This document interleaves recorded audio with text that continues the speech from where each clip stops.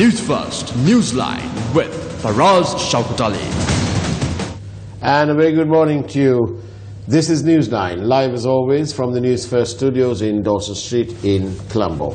And on a day it's a lovely morning out there, it's dry and the weather's holding up. It's excellent actually, and one must listen to our weather report with Weather First at some point during the news and so on. This morning, to discuss sovereign influence peddling, conflicts of interest, and what is contempt, we've got the best in the business to talk to us about all of that, and that's Gomin Dayasri. Very good morning to you, Mr. Gomin. Thank you, and good morning to you.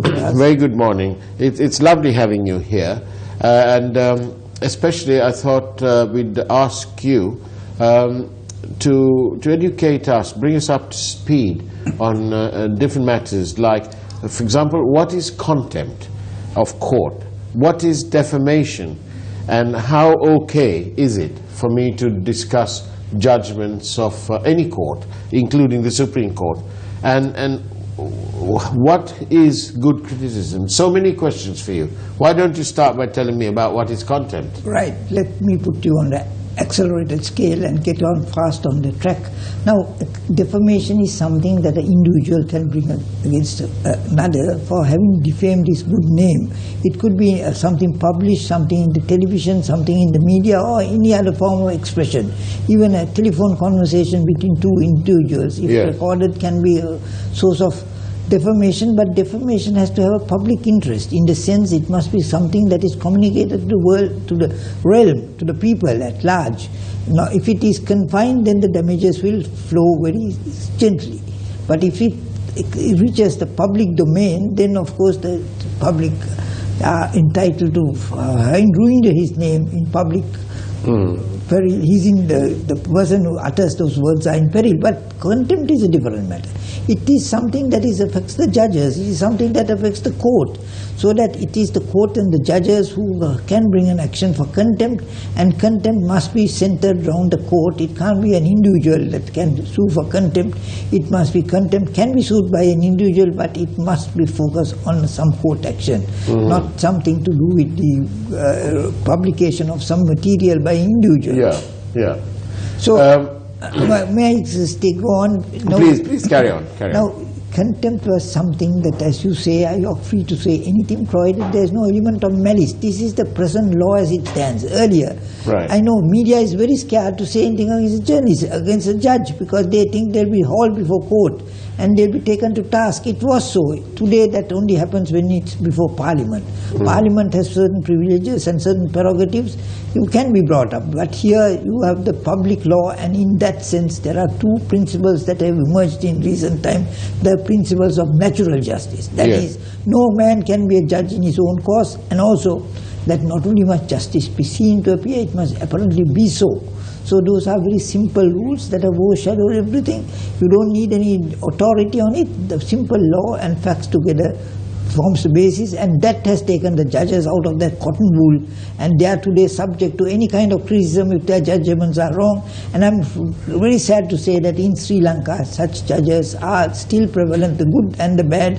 But today, fortunately, the good have overtaken the bad, and we have a very fine judiciary. And also you must remember, judiciary, unlike any other body, just as much as we cannot, you people, media is slow to criticize them, the judiciary has no forum to express their views. So they have to express their views in a very, very small area, so that they can't get their expression across. So there is a public duty, I think, to protect them when they are in the right, because unless we have good judges, everything will collapse, because the executive and the legislature are today going berserk. So we have to have good judges to keep them under control. Now then, to give them the forum and so on, it is essential to encourage good, robust debate. A democratic process, this debate would be. Precisely. So why is it that the media sometimes quite often you find that the media, I'm not talking about us, by the way, because we're the opposite side of the spectrum, but lots of the media don't like to discuss, or apart from reporting proceedings, they don't like to question it. I mean, I don't blame the media, I blame the lawyers more. Lawyers should take the forefront in this, and they should criticize judges when they are wrong, compliment when they are good, and save them when they are in trouble by forces that are trying to disrupt the law and justice system, and also attack them and criticize them and bring them to task if they are wrong. And that is, I think, the duty both of you can't expect the private individual to do it. It's really the media and the judiciary, the lawyers who should do, the Bar Association. Today they are Bar Association and lawyers have become absolutely sycophants of judges. They only talk of, before judges they speak in glory terms, and behind their back they say the most horrible stories of judges. So I think today we have a totally different ball game, and in that park I think it is necessary that people emerge. You and the media should also take a role in that and expose judges who do wrong things and bring to light the good things that judges do, and also safeguard them, because they need protection. Indeed. But Mr. Gomindasri, yes. How essential is it for the media to have an ambience of balance and equity? Well, I mean, balance and equity are things that are very common terms that people should know on their own to handle, because a question of malice is something that court can determine, and if you have no malice, you're objective, your criticism is right on spot, it's technically correct, you are on good grounds, you are not just flippant. That is all you need. I now take for me, I criticize openly in your forum everywhere, and you are the only guys who are prepared to air it, that the Chief Justice of this country is caused so much trouble. The former Chief Justice, that is Mr. Siripavan, he, by allowing 4.5 years of no election rule, he has today put this whole country into a total mess. And today, for that achievement, he's been made a director of the commercial bank. And mind you, judges are given allowances; they are given their pensions tax-free. I believe he must be getting around 50,000 rupees a month. And then he collects. I know I was a director of a bank. And I know for a sitting they pay something like 50,000 for a sitting, and for everything else. I mean, I didn't take any money because on principle, I think that's wrong. And that's because I could afford it. But I mean, I'm not blaming people who take the money, but they must have some sense of balance while they pay them. I know at the DFCC bank for the merger how much money the directors made, and what happened? Nothing came out of it. But how much did they lose, both the NDB and the DFCC, on payment to directors? It's a disgraceful affair. But now you say that, and I'm sure you've got the professional ability to defend yourself. But how can one make the link that this was a sort of a sweetener at the end of his term as a judge? Well, I know, because I'm the petitioner, I'm the only person, I'm the main petitioner. The case is Dayasri versus State, the 19th Amendment. I challenged it, and I told him clearly, for 2.5 hours I made the submissions, that you cannot take away the right of a person to vote for 4.5 years. But I don't mind. I mean, he has every right to say I'm wrong. He has every right to say I'm correct, but he did neither. He didn't say a word. But you have every right to be heard, you have a legitimate expectation of a response. I have a legitimate expectation, because on that response I could even make criticism. Now I got to make criticism in absence here. I can only put my argument and then tell him, why the hell did you not answer that question when you have that was the main issue of the main petitioner? And I gave it in writing, I sent written submissions, but no answer. So there is the absolute, and today this country is suffering because we had one bad Chief Justice.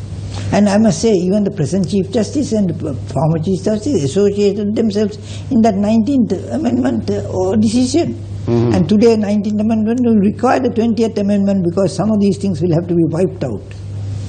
Like what? Like what I told you, the people's right to vote for 4.5 years. Right. I mean, we could have remedied many matters if we had the right to vote. I see. No elections can be held, so that people have to change. I mean, even if you are a minority government as this is, you can change only you can't have fresh elections and bring new people in. You have to go with the whole team. Now, there is, of course, a forum ready and willing and able to carry forth what the judges also say. And in fact, that is what has happened, because there was a forum, and that's how Justice Prasanna Jayawardena responded to allegations made in Parliament, and that was through Shamindra Ferdinand of the island. Well, I think that is some elaborate answer for us, because Prasanna Jayawardena is one of our better judges today. People like Prasanna Jayawardena have done a great service to this country, giving up practice. I was very angry when I heard it, because I knew the boy needed some finances, but he completely forgot about it, and as a national interest he took this issue up and became a judge. Now such people have to be preserved, because they have continued to serve the country well, and they have done a great service. So I, just as my attack judges when they do something wrong, duty of lawyers especially, to look after judges when they are in trouble. Now let me tell you, Prasanna Jayawardena's daughter. Yeah. Now remember, for us, Prasanna Jayawardena's daughter does not live with Prasanna Jayawardena. She lived all her life with her mother, whom the Prasanna divorced at a certain time. That's another story. She's a lovely girl. She was at the bank. I still know her, and I think I was very angry when Prasanna did divorce her, because she was a very nice lady. But that's in the realms of... That's personal. That's personal. But let me get back on track. But Prasanna, this girl lived with her mother. She is an outstanding girl, got 3 A's at Ladies College, was selected to the Ceylon University, but at the same time she got scholarship at Yale, Harvard and Oxford and Cambridge. I don't mean to sound rude, but no. All that is well and good. No, I got to elaborate. You see, people like that are very independent. After she passed out, I think she got a first class. That's right, she got a first class even at Yale or Harvard. She went to one of the universities. She didn't get at both, she got at one. And she then decided, people abroad have a tendency that they have not been fair by the country. She wanted to serve the country. So she saw an advertisement and applied for an internship, which was at the Ministry of Planning. Now Prasanna did not know anything about this, because young people like her are very independent. She had now passed out with a first class. You think she's going to listen to Prasanna where she was going to apply? She would have told Prasanna to fly a kite. Now, having done that, she applied to the Ministry of Planning, and she was an intern for 6 months, and still she wants to serve the country. Today I am told, yesterday I tried to contact her, because I got this message from you that this was a topic I had to discuss. I tried to reach her. She is now in Croatia with the Sri Lanka English debating team, fine-tuning them. With all due respect, I'm sure she's what she is and so on. No, she made a mistake. She should write to the papers and tell them, this is what has happened, this is the role I play. Well, I think writing to the papers is a bit like bolting the door after, or shutting the door after the horse is bolted, because, the various questions need to be answered. For example, what was the position for which the recruitment was made? When was the position advertised? Where was the position advertised? What were the qualifications stipulated? Most probably she's got the qualifications, because you've just told us about it. No, she has also... How many applied for this position? And what was the selection criteria? Who did the interviews of the candidates? Who made the final recruitment? What was the salary attached to the post? And from which ministry was the disbursement made? When we're talking about conflicts of interest, potential conflicts of interest, then necessarily many questions. For us, how can Prasanna Jayawardena, judge of the Supreme Court, answer those questions, or many of those questions? Because she will have to, first of all, she'll have to ask her daughter, and daughter will have to. That's why I say the daughter has a duty to write to the press, or somebody make a public declaration. Because I can tell you this much. I know, because I checked on this. I know that she applied through an advertisement that she had seen on the internet. She was in America when she applied. She got the post. Not only she. Let's take this. Let's go for a short break, and we'll come right back and continue discussions with Mr. Gomindas. I'm very glad you raised it. And thank you. This is Newsline. Don't go away. We're discussing something hot and current right after the break. Newsfirst Newsline with Faraz Shaukat Ali. And welcome back to Newsline. We're discussing instances of conflicts of interest, of possible contempt, what is defamation, and how far can we go towards discussing legally made decisions. Now back again to this episode with Justice Jayawardena. So Justice Jayawardena would not know how that the daughter had even submitted an application. He did not know, because this was an internet application. She made it when she was in America. And are we to believe, Mr. Dasri, or is it the fact that Justice Jayawardena was completely unaware that during the currency of the Presidential Commission of Inquiry, his daughter, by his own admission, was working at a position as an intern at a ministry, the Ministry of National Policy Planning and Economic Development. The minister was the same as the Prime Minister, Mr. Ranil Wickremesinghe. Yes, I can give an answer to that, because very simple, because Mr. Prasanna Jayawardena would have known that his daughter was working when she came to Colombo and accepted the office. He would have known that. How about a little statement then in open court to say that? But what is the necessity? Especially before the Prime Minister turned up and gave his sort of kid-glove treatment. Prime Minister came and gave evidence. He was cross-examined by the Attorney General. He was not cross-examined by Dapula Livera or by Yasas Polagoda. But you have to, when a senior counsel is there, it's the duty of the senior counsel. Neither Prasanna Jayawardena or any other member in that board, Justice Chittasiri, could say, look, chum, you gotta get Dapula Livera on the track to cross-examine, because it's the duty.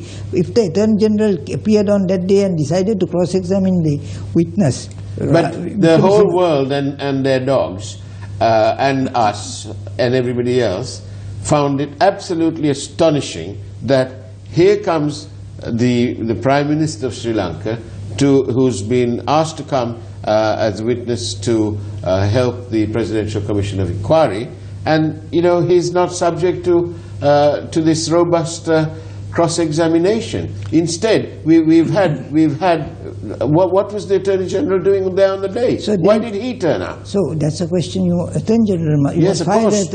I'm asking him. Why did you turn up, Mr. Attorney General? And what is more is, why were the questions sent to the Prime Minister previously? Well, that's right, exactly. Where is this? But that is not. That is the job of the prosecution. You must ask the Attorney General those questions. Yes, but we're not. But remember, I know I sourced this because I was very disturbed when I heard Prasanna had nothing to do. He had worked as my junior on 2 or 3 cases. He's a very able guy, and I had respect for him. But I was very sad when these allegations surfaced. Yes. So I checked. I think it's a small coterie in the Attorney General's department who don't like Prasanna Jayawardena, because very likely the next Chief Justice is between Prasanna Jayawardena, a very, very nice, equally able young man. I don't think either one should be appointed. Is between Prasanna and Buenaka Aluvihara. Both are excellent people. Right. They are good friends. We digress.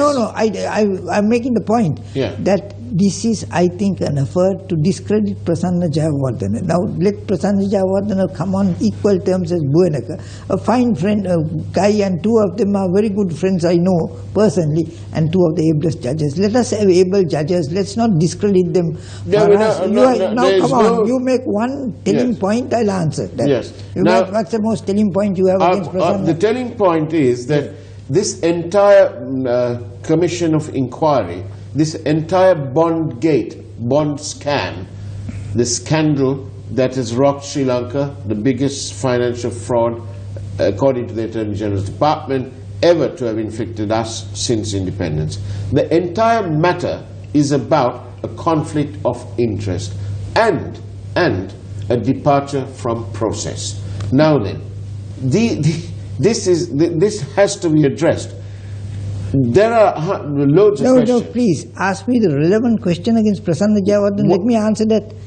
I'm putting it to you. Simple. The question against him is very simple. Yeah, put it, please. Why did he not make a disclosure? Why wait till some parliamentarian turns up in Parliament and then says something, and a newspaper reporter picks up on it and makes a few calls, and then we have an answer. Well, any question can be asked in Parliament, and whoever asked that question... Yes, my point is that, not that, Mr. Gomin. Why wait until that happens? How about being proactive? But what is there to disclose in that if your child at 24 years, an adult, takes a job under a person and then seizes the job, takes it as an intern, applies. Sorry, but if you got to go on state all that, I mean, I dare say, I said that it is his daughter's duty to explain because she is in a position to explain. But it is his daughter who wasn't the sitting judge. It's daughter is the subject of the matter. She should have,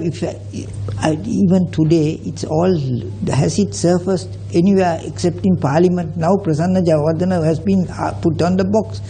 Now it's the turn of his daughter to emerge and tell the story. Well, because yes, before that, there was nothing wrong. Now you know his conduct. You yourself and I have said how good this commission is. Now why do you want to discredit the commission? I am not discrediting You are discrediting because you are not asked a relevant question. The relevant question remains this. Why is it that Justice Prasanna Jayawardena didn't deem it fit to make an announcement to let everybody know that his daughter was serving at Temple Trees during the currency of the Presidential Commission of Inquiry? It is, and it would have helped. It is Justice Jayawardena, who made a statement about who was living at Bank House, for example, and whether another matter that the Commission considered was that Mr. Mahendran and Mr. Loshes shared the same home. You've just made the point that he and his daughter didn't share the same home. Well, that's good for starters, but wouldn't it have been better in the interest of transparency and to be absolutely impartial and to be coldly neutral, to have made a statement at the beginning and said, listen, this is what's happening, but she's an adult, and all those things that you've just said. But what I see for us is that it is now the duty of the daughter to give explanation, because it's only she who can give an explanation. Prasanna may not know all these details that even I have narrated today, because his relation, undoubtedly he is very proud of his daughter, he likes the daughter, he loves the daughter, and he has a close relationship, but he would never, I mean, do you think I can control my grandchildren today who are 20 years of age or 21? They are not, my daughter, grandchildren are 16, I can't control, they do what they want, they think that the old fag can go and blow a kite on. Do you think that it would be an idea to do a forensic investigation on her telephone to find out the call she made and so on, whether she had direct access to the Prime Minister or to the Deputy Minister? Did she have access to others who have direct access to the Prime Minister and others? So many questions. For us, there are more important questions you should direct at the Chief Justice then and now. What are they doing? Have they written any single worthwhile judgment? Have they? Why don't you concentrate on matters that are relevant and very pertinent? Now let's go. Let's move on, because I was going to ask you this, but we are in our last 3 or 4 minutes. Here we have a situation where China, or the government of China, have apparently donated 7.6 million to the campaign of Mahinda Rajapaksa. The Chinese embassy did not make any, they didn't deny that the payment was made. They clarified various other things, but they didn't deny. Then we have another case where the Sri Lankan government, now remember it cost the Chinese 7.6 million for some form of political patronage or influence peddling, if you like. Then we have another situation where the Sri Lankan government pays about between 50 and 100,000 pounds to one Ian Paisley, member of the British Parliament, right? Obviously, the Sri Lankans were trying to have influence over the British and the UN resolution. So the Chinese are spending 7.6 million trying to gain a foothold here. And our government, has spent about 100,000 just on Ian Paisley. Do you see the point I'm trying to get at? But who can answer those questions? I think the best person to answer that question will be Mahinda Rajapaksa or somebody who was in authority with the finances at that time. Why are they not in? Now the debate is ongoing. Why is he not there? Now those are the people who should answer questions. Is that a conflict of interest for the presidential candidate to accept money from a foreign country? It's on the face of it. It appears to be so, and I would say so. I mean, I was counsel for Mr. Rajapaksa several times. I'm the guy who handed his last nomination to Kurunegala when he was in difficulties. He didn't know whether UNP will take objection, but I say, we've got to face facts. He should come before Parliament and explain what this whole matter is. Then he would come out better. But when he doesn't come to court, the same thing, I think it is the duty of Prasanna Jayawardena's daughter to explain the matter, and it's also the duty of Mahinda Rajapaksa or any of the Rajapaksas who are in Parliament to answer questions on behalf of their brother if they have these things, allegations are made. Because in a democracy, accusations must be made, could be made. But you have a forum, you must have a right to answer, respond. Now that is why I say that this is the time for Prasanna Jayawardena's daughter to answer a question asked in Parliament. She can explain better than Prasanna could, and just as much as that Mahinda Rajapaksa should answer these questions. The first question especially, why did you take this as a... Do you think Justice Prasanna Jayawardena should have a press conference? Well... Or is that a bit too much? I think for judges to have press conferences is not a very dignified thing. I wouldn't, because you don't know what questions the press will ask. I think it will ask the relevant questions. No, the relevant question is why did your daughter work in the ministry and that press was not disclosed? How did you get in? Now, if there was an open competition and you send your applications, 6 best candidates are selected as interns, not employees. I don't think they get interns get salary. This is why we need clarification. Was the job advertised? What was the selection process? Who was on the selection panel? Those are matters that are available to the media. They can dig and get that matter out. Why don't you dig and put the matter out yourself? Yes, where I can also turn around and say, why didn't Justice Jayawardena provide all those details to the island? But I don't know. I mean, I haven't read this island report, but island report I believe was a very dignified guy. He knows his stuff. All right, he would ask the relevant questions. Well, he did, and that's why Justice Jayawardena, to his credit, came out and said it openly. So there, here he got an opportunity. He said it. Indeed. So what is wrong? Do you think nothing? No, I think only thing is, I think his daughter must give an explanation to safeguard his father. I don't know what the relationship is now, but let us hope it is good and well. So if that is so, he should answer. That is all. I don't think this is a matter. You're taking an issue that is irrelevant to a point that is not. It's only relevant in terms of the fact that this is the largest ever financial scam to affect But the more important question is, why did the Attorney General come there on that particular day? Why were the questions by the prosecution sent to Absolutely. Those are more important questions. Why was the Prime Minister given kid glove treatment? That is so. Why was he given? That is the question you should ask, not whether Prasanna Jayawardena's daughter that came out. We can't help that. That came out. So if that is so, it has come out, but I don't think that the focus should be on what is the conduct of the Prime Minister, what is the conduct of the leader of the opposition. Those two guys must come forward and answer. I was counsel for one, and if I was counsel, I would have told him, get on the box and There's absolutely no suggestion, implied or otherwise, that Justice Jayawardena has broken any rules or anything of the sort. We are having a robust democratic debate. I can tell you one thing. Justice Jayawardena has no right to bring any action against you or me, because we are discussing very openly. You are expressing your views on a matter which is not without an element of malice. You are the captain of this whole absolutely. This is being done without malice. And you should do it more often, because that is the only way to keep our judges under control. Some of them are run wild. I remember there was a rapist there. There were people who was accused of various acts of misconduct. Indeed. So I'm very glad that you raised this, but I'm also happy that I'm here to answer for a person whom I think deserves a place, because he has sacrificed the practice and taken up the post, and he's doing it well.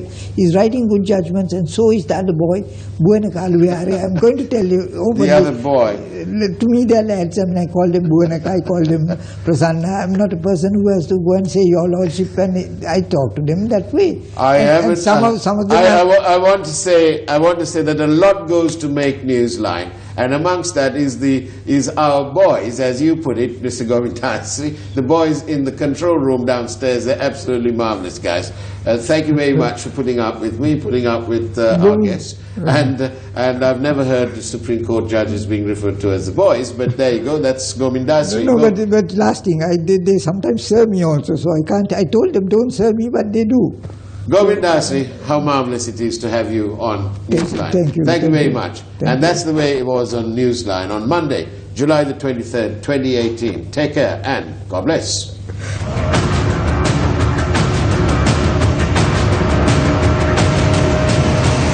News First, Newsline with Faraz Shaukat Ali.